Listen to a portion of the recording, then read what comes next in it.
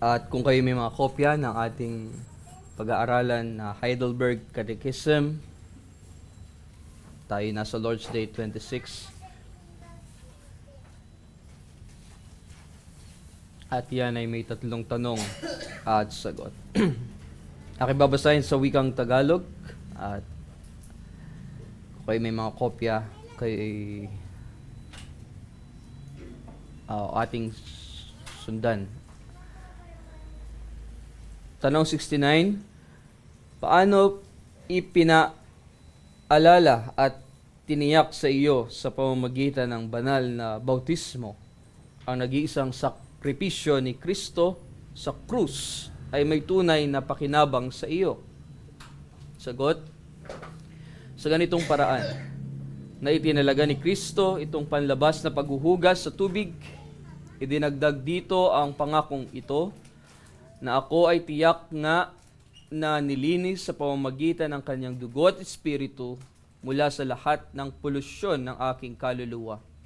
Ibig sabihin, mula sa lahat kong mga kasalanan, gaya sa panlabas na pagkahugas ko sa tubig, kung paano ang karumihan ng aking katawan ay pangkaraniwang nahugasan na.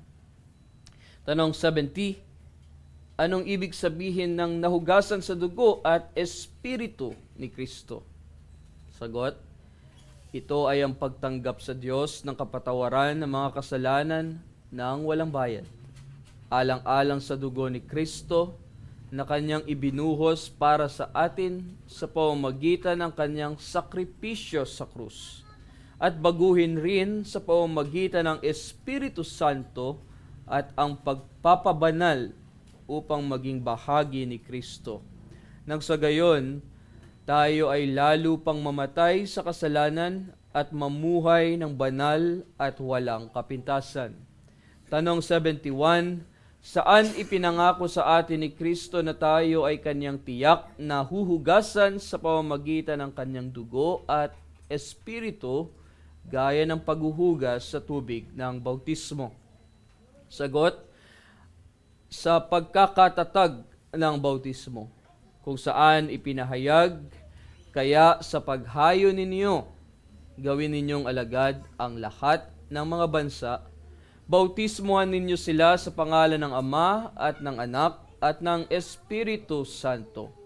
Ang sumasampalataya at mabautismuhan ay maliligtas. Ngunit ang hindi sumasampalataya ay parurusahan. Ang pangakong ito ay inulit din kung saan tinatawag ng kasulatan ng bautismo na paghuhugas ng muling kapanganakan at paghuhugas ng mga kasalanan.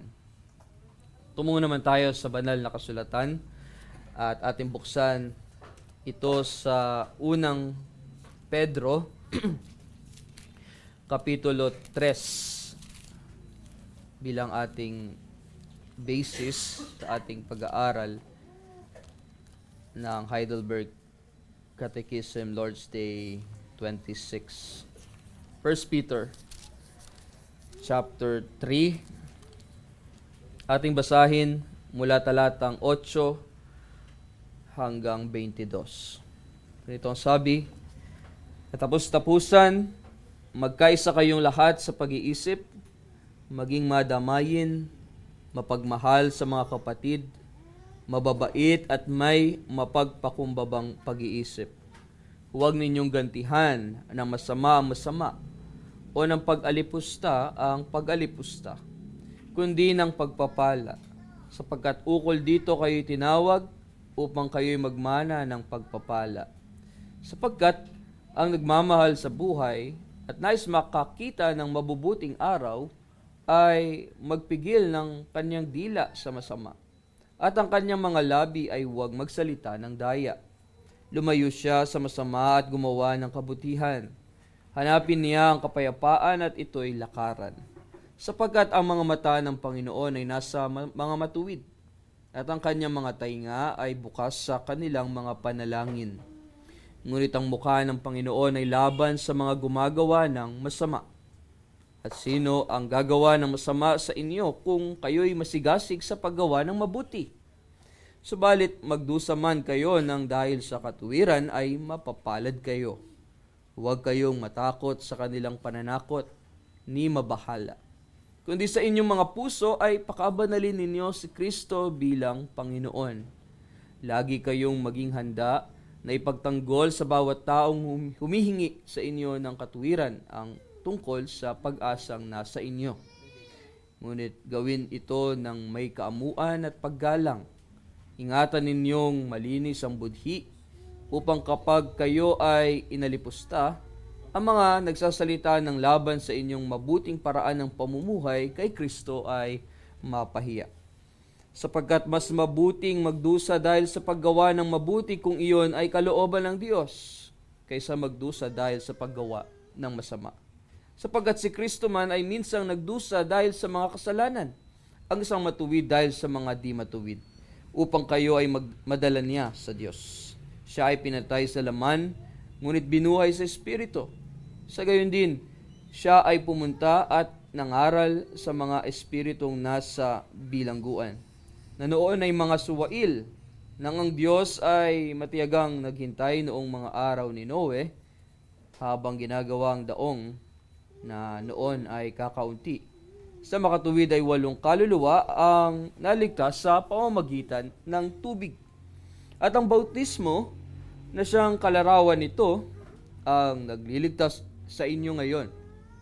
Hindi sa pag-aalis ng karumihan ng laman, kundi bilang paghiling sa Diyos ng isang malinis na budhi sa pamamagitan ng muling pagkabuhay ni Hesukristo, na umakyat sa langit at nasa kanan ng Diyos, na ipinasakop sa Kanya ang mga anghel, ang mga kapamahalaan, at ang mga kapangyarihan. Purihin ang Diyos sa pagkabasa sa Kaniyang mga salita. Mga minamahal na kapatid sa ating Panginoong Hesukristo, ngayon ay pag-uusapan natin ang patungkol sa sakramento ng banal na bautismo. Sapagkat maraming tao, even tayong mga Reformed believers, ay maaring o mayroong maling pananaw patungkol sa usaping ito, sa usaping banal na bautismo. May mga naniniwala na ang banal na bautismo ay nag-aalis ng lahat, as in lahat ng kasalanan, tulad ng itinuturo ng simbahang Romano Katoliko. Ngunit ito ay labis, ito ay sobra na pagpapakahulugan. Kumbaga, ito ay higit sa itinuturo ng kasulatan o ng salita ng Diyos. At mayroon din namang mga nag-aakala na ang banal na bautismo ay simpleng pahayag lamang ng pananampalataya. Kung ikaw ay adult na nabautismohan, tatayo ka at mula sa mga kamay ng ministro, ikaw ay kanyang babautismuhan. O kung ikaw man ay dumanas sa paraan ng paglubog, o naman ang naging mode ng iyong bautismo, ang sinasabi nila, o even baka tayo ganun din, sinasabi natin ito ay simpleng pahayag lamang ng iyong o ng ating pananampalataya. Na para sa kanila, wala itong masyadong halaga. Ngunit, yun naman, yung kanina ay labis, ito naman na pakahulugan nila na parang simpleng okasyon lamang o simpleng pagpapahayag lamang ng pananampalataya, dito naman ay kulang.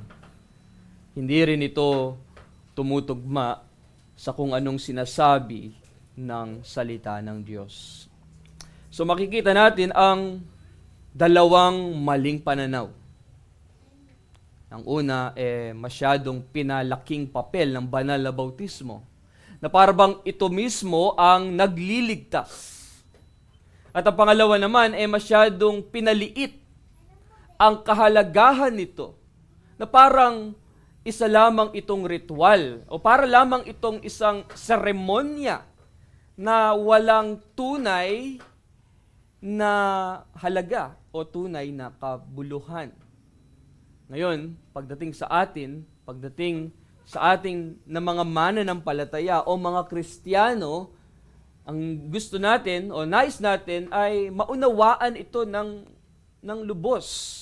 No? At nais nating maiwasan ang ganitong klaseng kaisipan o ang ganitong klaseng pananaw pagdating sa banal na bautismo.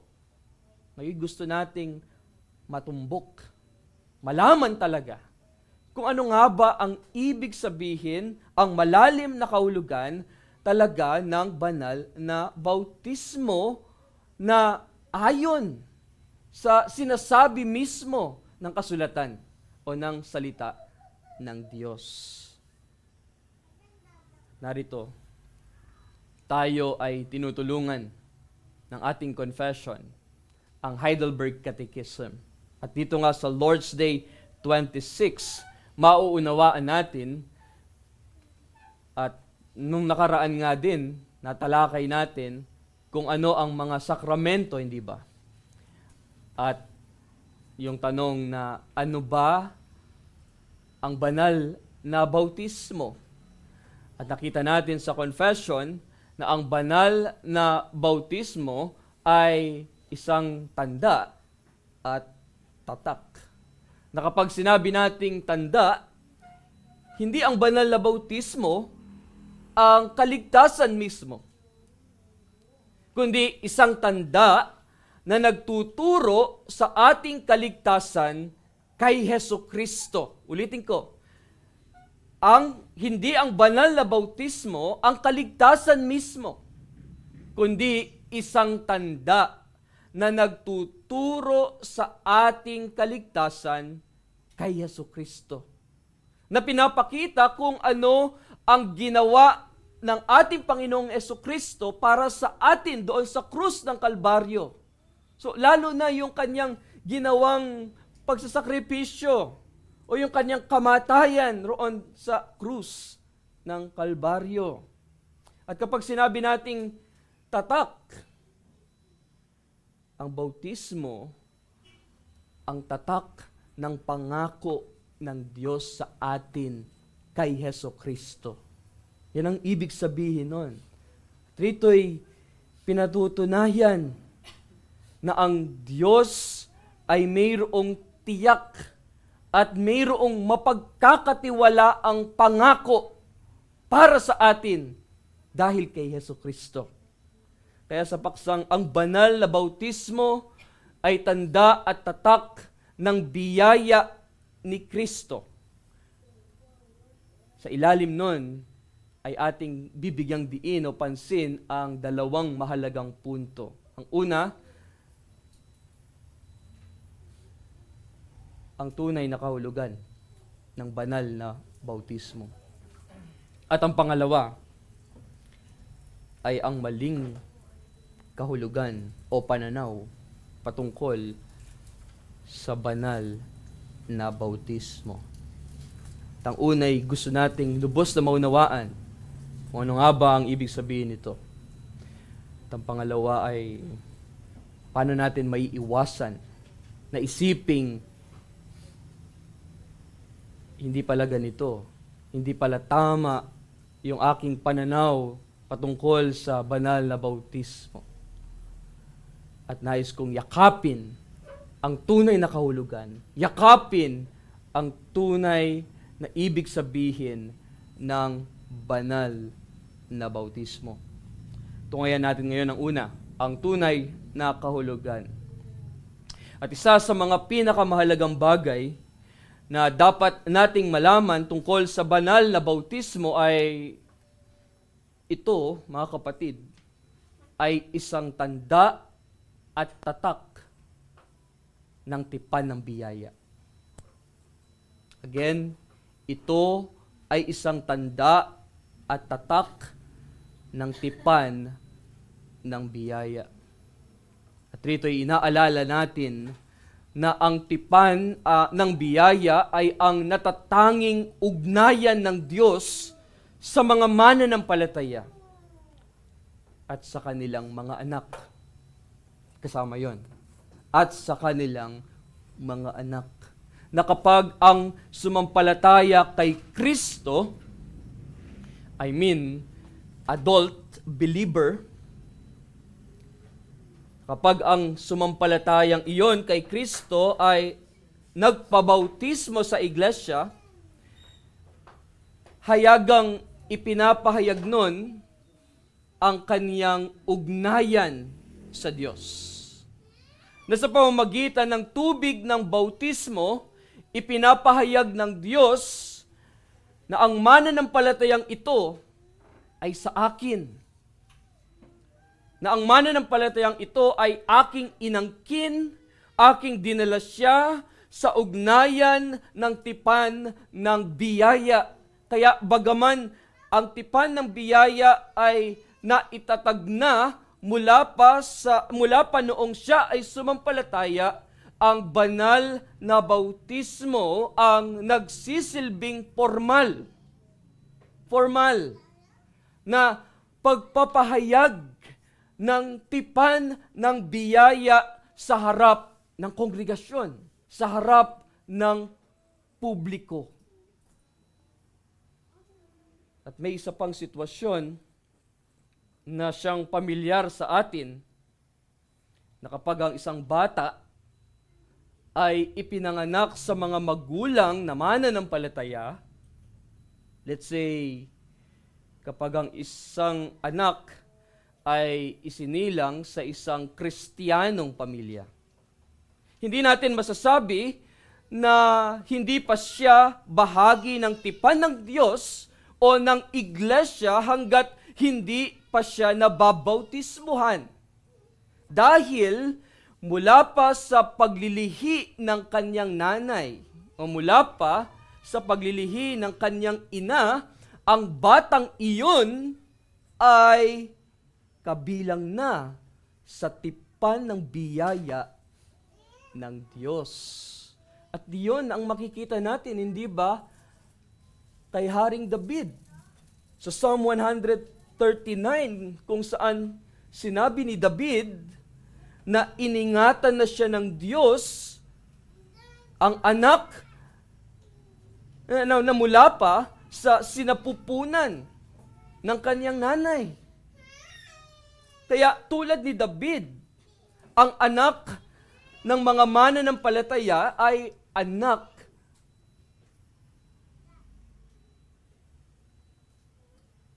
ng tipan ng biyaya mula pa sa simula. Na kapag dinala siya ng kanyang mga magulang sa iglesia upang bautismuhan, hindi doon nagsisimula ang kanyang pagiging bahagi sa tipan ng biyaya, kundi doon ito ginagawang hayag, nahahayag sa atin, sa ating kalagitnaan, ang tipan ng biyaya ng Diyos. At sa tubig ng bautismo, ipinapahayag sa atin, ipinapahayag sa harap ng kanyang bayan, ipinapahayag ng Diyos sa harap ng kanyang iglesia, ang batang ito ay sa akin, ang batang ito ay aking inangkin, ang batang ito ay dinala ko sa aking tipan ng biyaya. Kasabay nito, tinatatakan at itinataguyod ang mga pangako ng tipan ng biyaya. Na ang tipan ng biyaya ng Diyos ay mayaman sa mga pangako ng alin? Mayaman ito sa mga pangako ng Ebanghelyo. At binanggit ng Catechism Sa sagot 69, mayroong dalawang pangako diyan na binanggit. Ang dalawang mga pangako na mayroong kaugnayan sa alin? Sa paghuhugas. At ang unang pangako na makikita natin, ipinangako sa atin ang paglilinis sa dugo ni Hesu Kristo. Sabi ng Catechism, sagot 70, ito ay ang pagtanggap sa Diyos ng kapatawaran ng mga kasalanan ng walang bayad, alang-alang sa dugo ni Kristo na kanyang ibinuhos para sa atin sa pamamagitan ng kanyang sakripisyo doon sa krus ng Kalbaryo. At ang pangalawang ipinangako nito ay ang paglilinis sa pamamagitan ng Espiritu. So dalawang pangako na tayo nilinis sa pamamagitan ng dugo ni Kristo at sa kanyang Espiritu Santo. Again, sa sagot 17, sabi ron, at ang pagpapabanal upang maging bahagi ni Kristo, nang sa gayon tayo ay lalo pang mamatay sa kasalanan at mamuhay ng banal at walang kapintasan. So mga kapatid, sinasabi sa atin na ang banal na bautismo ay hindi lang tanda ng kapatawaran, kundi pati ng pagpapabanal. Ang patuloy nating pagbabago upang maging katulad ng ating Panginoong Hesukristo. Sa makatuwid, ang banal na bautismo ay hindi lamang patungkol sa mga pangako ng Diyos, kundi pati na rin sa mga obligasyong kaakibat nito. Kailangan nating mamuhay ng may kabanalan. Banal lang siyang sa atin ay tumawag. Kaya tayo magpakabanal sa lahat ng paraan ng ating pamumuhay. At ang unang hakbang sa pagtugon ng biyaya, sa pagtugon sa biyaya ng Diyos ay ang magtiwala o ang manampalataya sa mga ipinahayag na ito sa atin ng Diyos. Na ang banal na bautismo ay nagsisilbing tanda ng ating pananampalataya. Ang banal na bautismo ay nagsisilbing dapat nating yakapin ang mga pangako sa atin ni Kristo. At mula sa pananampalataya ay nagmumula ang pagsunod at pamumuhay ng may kabanalan.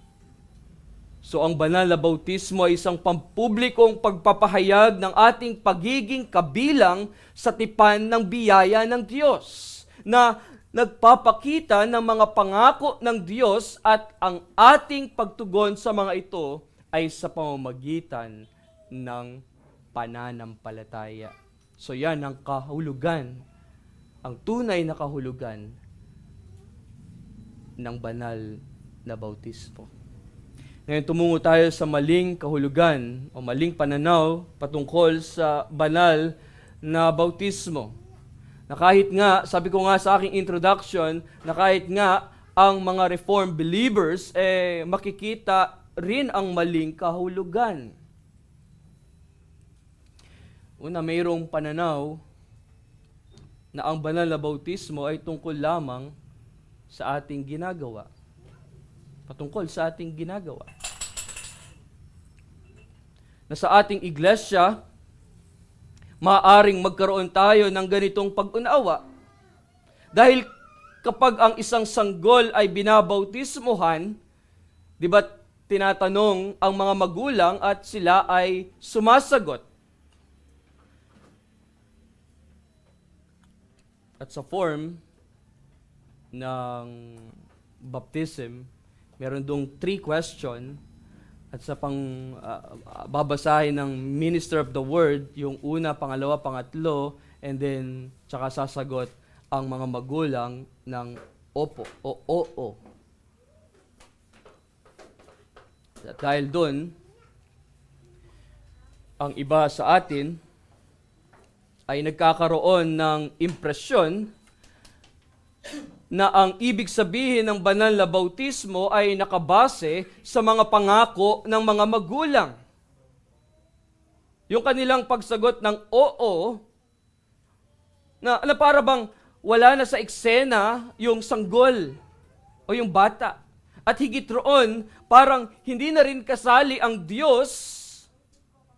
Sa madaling salita, ang Diyos ay nagiging tagamasid na lamang at nakikinig na lamang habang tinutupad ng mga magulang ang kanilang mga pangako sa kanilang anak na babautismuhan.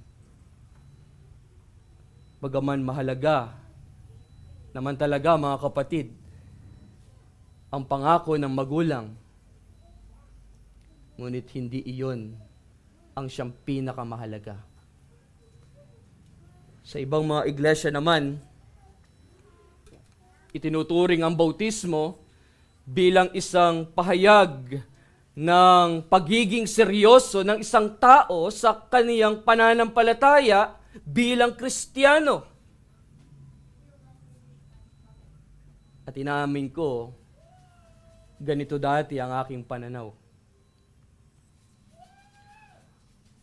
O marahil, ganito rin ang iyong naging pananaw. At nakakalungkot, baka ganito pa rin ang iyong pananaw patungkol sa banal na bautismo.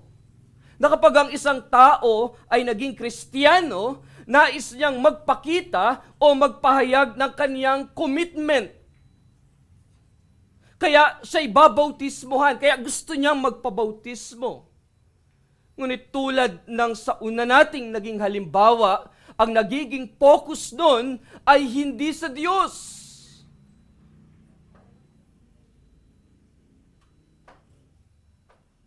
Hindi sa Diyos at sa Kanyang ginawa sa sakramento ng banal na bautismo. Ang nagiging sentro, ang nagiging focus doon, ay ikaw na. Ay ang tao na, ang gawa na ng tao.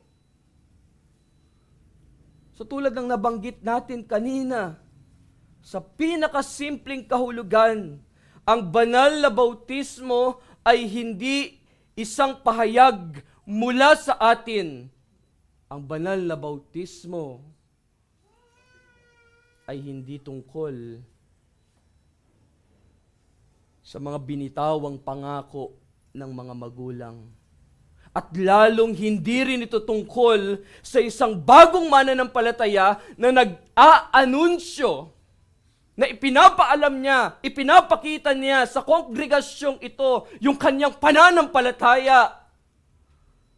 Hindi iyon patungkol ron. Sa halip, ito ay isang bagay na ginagawa ng Diyos para sa atin, para sa kanyang iglesia, na kapag ang minister of the word and sacrament ay nagsasagawa ng banal na hapon at ng banal na bautismo, siya ay kumikilos bilang kinatawan ng Diyos.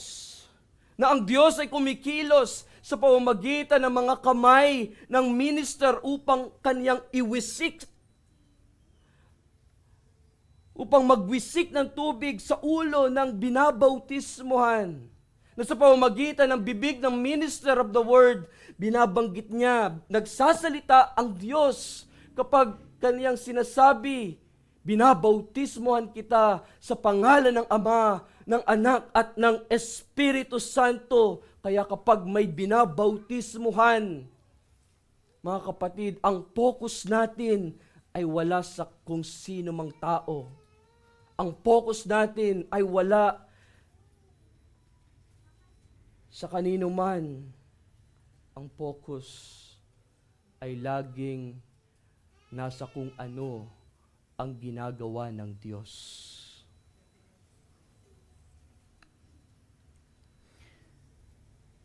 Pangalawang maling pananaw, may nagsasabing dahil ipinangako ng Diyos ang kaligtasan sa pamamagitan ng bautismo, automatic, ligtas ka na. Ligtas na. At hindi na kailangang magsisi pa at manampalataya sa Ebanghelyo, sa ating Panginoong Jesucristo. At mayroong ilan na nagsasabi na hindi na kailangan pang tanggapin ang pangako ng Ebanghelyo. Ano yung pangako ng Ebanghelyo? Na nahugasan sa dugo at Espiritu ni Kristo. Dahil ang mga baptized member ng iglesia ay ligtas na.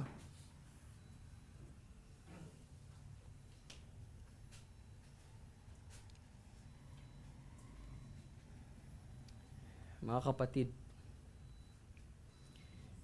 iyon ay maling pananaw at mapanganib.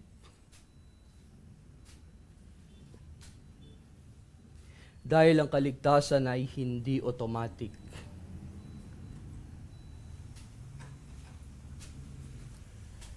Sino-sino ang mga sanggol na nabautismoan sa iglesyang ito?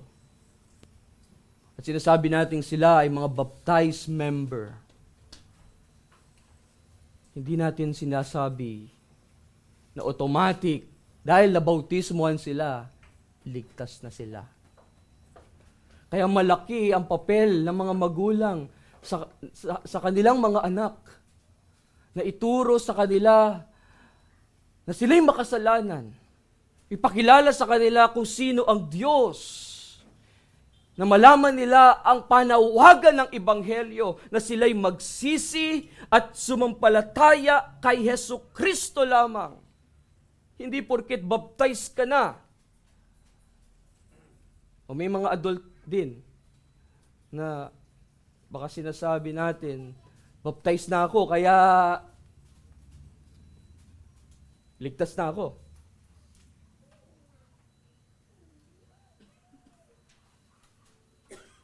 Ako'y baptized member ng iglesyang ito, kaya ako'y mayroong buhay na walang hanggan.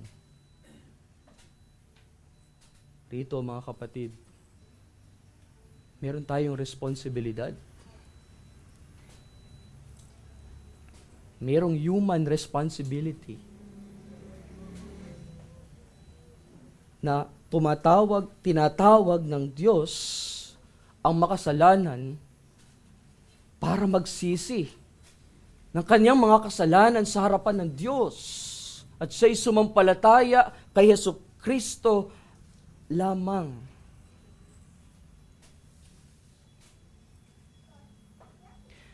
Paano, Pastor, yung sinabi sa 1 Peter chapter 3? Actually, nandun sa ating binasa kanina. Sa verse 21, 1 Peter chapter 3 verse 21, sabi ron, at ang bautismo na siyang kalarawan nito ang nagliligtas sa inyo ngayon. So paano yun? Ang liwanag, Pastor. At tila sinasabi ng kautusan na ang bautismo ay nagliligtas. Ngayon, yung talatang ito, paano ba natin siya uunawain? Paano ba natin siya maiintindihan? Dahil malinaw rin naman ang ibang bahagi ng kasulatan na ang kaligtasan, mga kapatid, ay sa pamamagitan ng pananampalataya kay Kristo lamang. At upang maunawaan natin ng tama yung talata, tignan natin kung ano mismo ang paliwanag rito ni Apostol Pedro. Again, kung ating itutuloy yung pagbasa sa talata, ang sabi niya diyan sa verse 21 again, at ang bautismo na siyang kalarawan nito ang nagliligtas sa inyo ngayon. Pakinggan natin mabuti yung sinabi niya, hindi sa pag-aalis ng karumihan ng laman, kundi bilang paghiling sa Diyos ng isang malinis na budhi sa pamamagitan ng muling pagkabuhay ni Jesucristo na umakyat sa langit at nasa kanan ng Diyos. Dito ipinapakita sa atin na ang banal na bautismo ay hindi isang pisikal na seremonya lamang na pag-aalis ng dumi sa ating katawan, kundi ang sinasabi niyan, iyan ay isang espiritual na panawagan sa Diyos para sa kalinisan ng budhi na makakamtan lamang natin, na makakamtan mo lang sa pamamagitan ng pananampalataya sa tagapagligtas, sa pamamagitan ni Hesus Kristo. So, ibig sabihin, yes, mayroong mahalagang papel ang banal na bautismo sa ating kaligtasan bilang tanda ng tipan ng biyaya ng Diyos. Ngunit, pakatatandaan natin na hindi ito nangangahulugan na ang bautismo mismo ang nagdudulot ng otomatikong walang hanggang buhay sa atin. Again, hindi iyon ang itinuturo ng kasulatan. Hindi iyon ang itinuturo ng 1 Peter chapter 3 verse 21 at lalong hindi rin sa ibang bahagi ng kasulatan. Yung sinabi rin sa ating confession sa sagot 71. And again, iyon ay isang maling pananaw at tila mapanganib sapagkat maaring itulak tayo nito na ilagay ang ating tiwala sa ating bautismo, sa ating pagiging baptized member ng iglesia. Kapag tinanong ko, parang naligtas, ay, baptized member na ako eh. Ay, nabautismo na ako. Kaya, ligtas ako. Sa halip na kaniyang ilagay ang kaniyang malaking pagtitiwala kay Hesus Kristo lamang. Hindi dahil doon, kundi dahil sa biyaya ng Diyos, ikay nanampalataya kay Hesus Kristo lamang. Oo, maaaring isipin ng iba na sila'y ligtas dahil sila'y nabautismuhan na. Ngunit, tandaan natin, kung hindi sila tunay na sumampalataya kay Kristo, sila'y hindi maliligtas.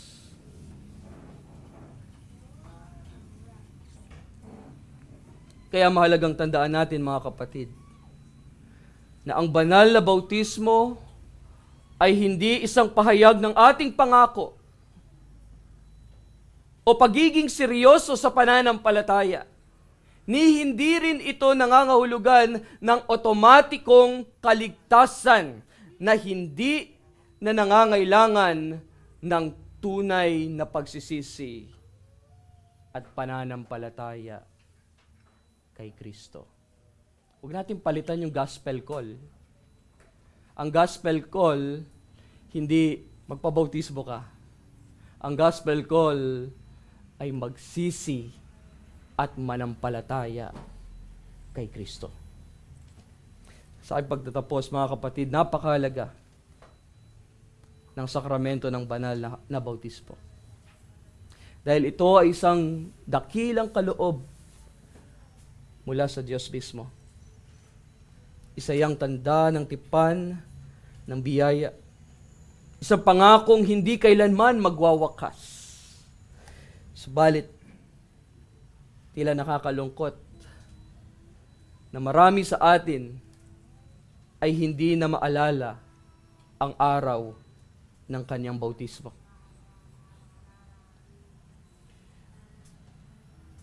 Naalala ko tuloy, nung kami nasa seminary, nautusan kami ni Pastor John na alamin kung kailan nabautismo ng bawat member ng First Reformed Church o Bulacan. At Merong ilan sa atin na hindi na daw nila maalala kung kailan sila nabautismohan. Nakakalungkot.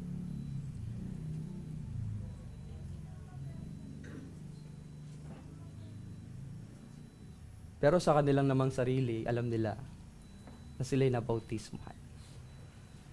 Basta sinabi lang sa atin, o yung mga baptized member, yung mga bata, alam ko yung mga nabautismohan dito, si Frances, si Kai, sino pa isa, yung si Kiara, si Baste. Basta sinabi lang sa atin ng ating mga magulang na tayo'y binautismohan na. Pag lumaki ang anak natin, nagpunta na sa edad na 6, lumaki na, tapos sasabihin mo lang sa kanya, nabaptize ka na dyan.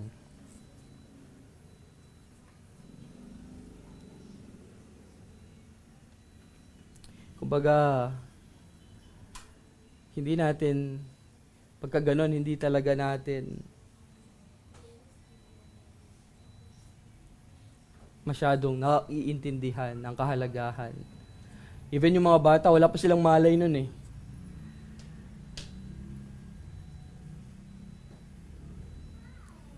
At may panganib, mga kapatid, na ang banal na bautismo sa atin ay maging isa na lamang alaala. Isang bagay na alam nating nangyari sa atin, ngunit hindi natin ito lubos na napapahalagahan. Hindi natin ito lubos na binibigyan ng kahalagahan sa ating buhay bilang mananampalataya. Kaya ngayong Lord's Day, sa pamamagitan ng salita ng Diyos, binuksan ng Espiritu Santo ang ating mga mata upang makita ang lalim ng ating bautismo. Na hindi lang ito isang ritual, hindi lang ito isang seremonya, ito po ay may kaugnayan sa walang hanggang yaman ng Ebanghelyo. Sa napakagandang biyaya ng Diyos na ibinuhos sa atin sa pamamagitan ng ating tagapagligtas na si Jesucristo. Na sa banal na bautismo, tiniyak, question and answer 69, nasabi, tiniyak niya sa atin ang kaniyang pag-ibig, ang kaniyang paglilinis, ang kaniyang pagtawag sa atin bilang kaniyang bayan. Kaya, huwag natin sanang ipagwalang bahala ang yaman ng biyayang ito na ipinagkaloob sa atin ng Diyos mismo. Huwag nating hayaan na ito'y manatiling isang lumipas na pangyayari sa ating buhay. Na sa tuwing maririnig natin ang pangangaral ng Ebanghelyo, alalahanin natin ang ating bautismo, alalahanin natin na tayo'y nilinis sa dugo, alalahanin natin na tayo nilinis sa pamamagitan ng Espiritu. Na sa tuwing may ipinapahayag na bautismo sa ating iglesia, damhin natin muli ang dakilang katapatan ng Diyos. At higit sa lahat, mamuhay tayo, mga kapatid, bilang mga taong binautismohan kay Kristo. Mga taong inangkin ng Diyos, mga taong iniligtas ng Diyos, at mga taong tinawag, mga mananampalataya, mga Kristiyano na tinawag upang mamuhay para sa kanyang kaluwalhatian. Amen. Tayo manalangin sa Diyos. Dakila naming Diyos, salamat po sa iyong paalala sa amin na aming nakita o narinig ang kahalagahan ng banal na bautismo at sa aming pagkakabautismo. Nakita namin, O Diyos, ang mga pangako ng Ebanghelyo na tunay na napakayaman. Kami nilinis sa pamamagitan ng dugo ni Kristo at Dilinis sa pamamagitan ng kanyang Espiritu. O Diyos,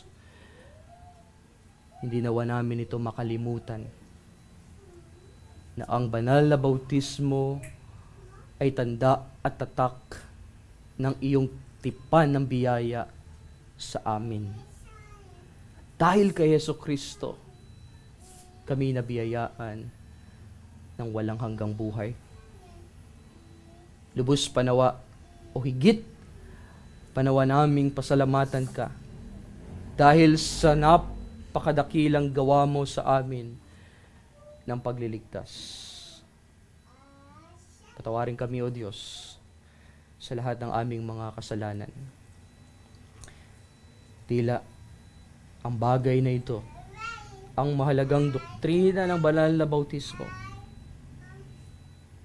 ay sadya naming nakalimutan na.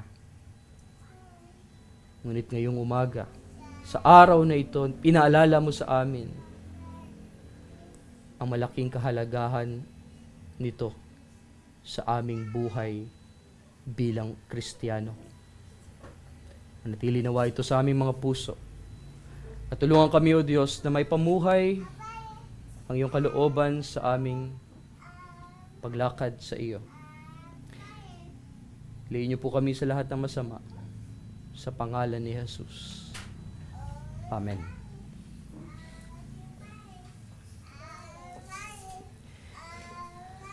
Bago tayo umawit,